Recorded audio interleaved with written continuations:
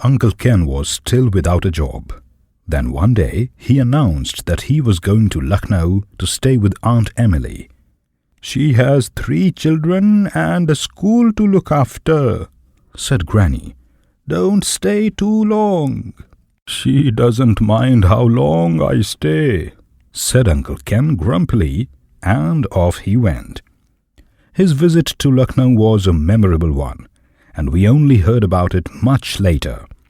When Uncle Ken got down at Lucknow station, he found himself surrounded by a large crowd, everyone waving to him and shouting words of welcome in Hindi, Urdu and English.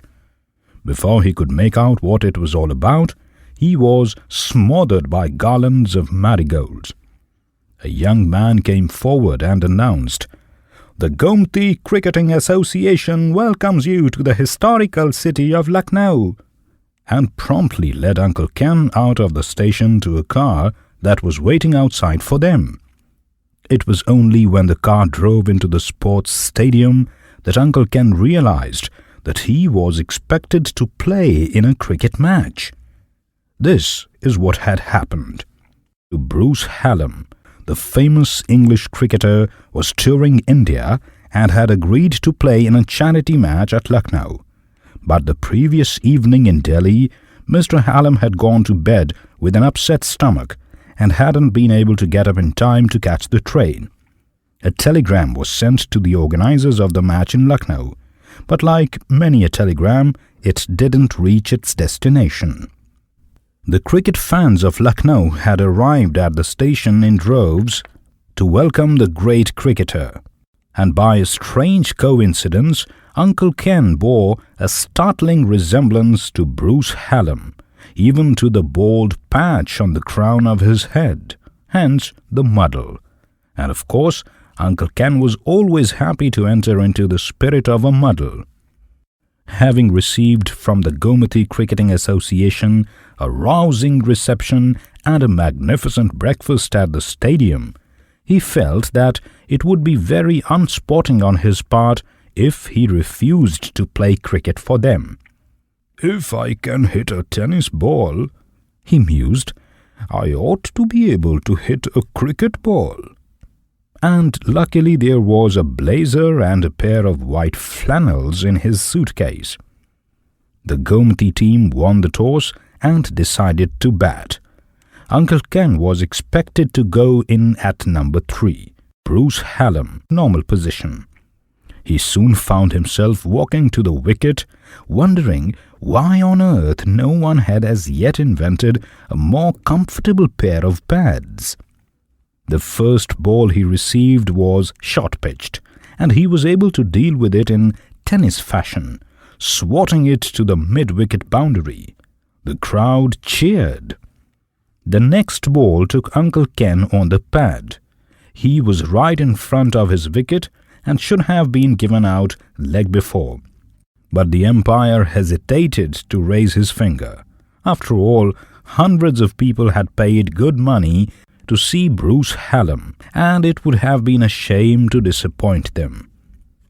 "Not out," said the umpire. The third ball took the edge of Uncle Ken's bat and sped through the slips.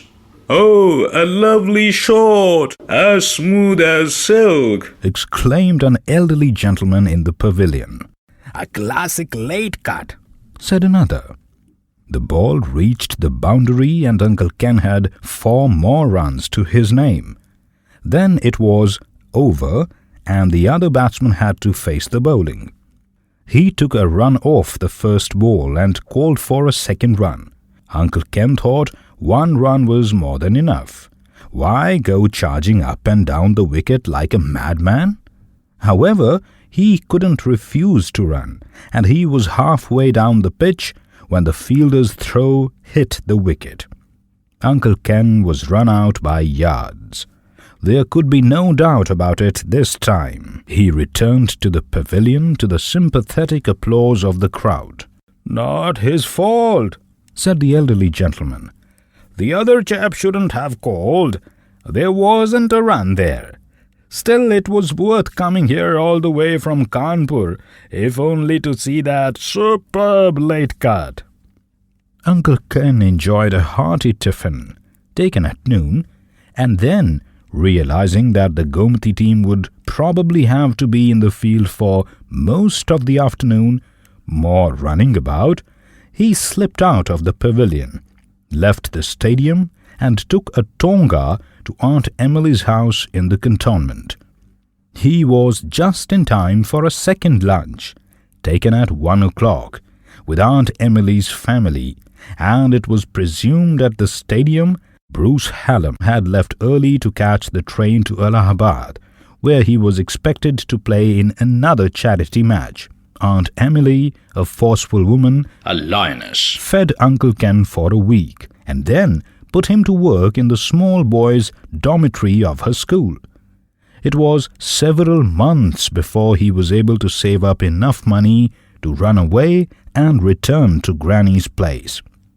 But he had the satisfaction of knowing that he had helped the great Bruce Hallam to add 8 runs to his grand total. The scorebook of the Gomati Cricketing Association has recorded this feat for all time. B. Hallam run out 8. The Gomati team lost that match. But as Uncle Ken would readily admit, where would we be without losers?